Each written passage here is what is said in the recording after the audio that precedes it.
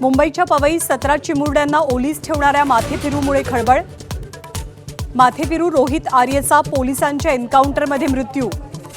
सरकारनं कंत्राटाचे पैसे बुडवल्याचा रोहितचा आरोप।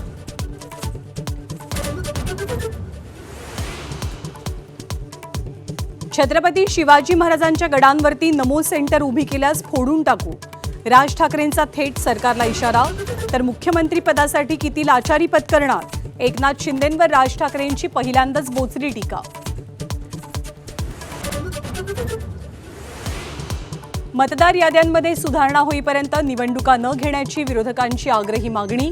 1 नोव्हेंबरला निवडणूक आयोगाच्या विरोधात एल्गार। मोर्चाला लोकल न येणार, राज ठाकरेंची घोषणा।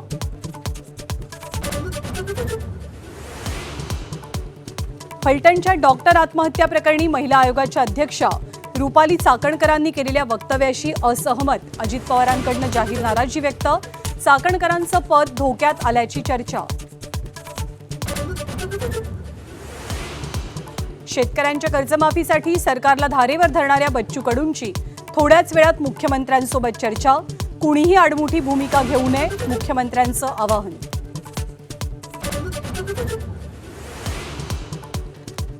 पुण्यातील वादात अडकलेल्या जैन बोर्डिंगच्या जमिनीचा व्यवहार अखेर रद्द। धर्मादाय आयुक्तांकडून स्वतःचाच निर्णय मागे। व्यवहारापोटी गोखले बिल्डरनं दिलेले 230 कोटी रुपये परत मिळवण्यासाठी कोर्टात जावं लागणार।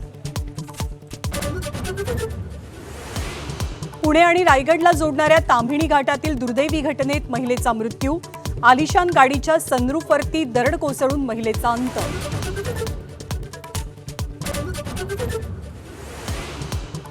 अंबरनाथमध्ये प्रसिद्ध महिला डॉक्टरला पतीकडनं जीवघेणी मारहाण।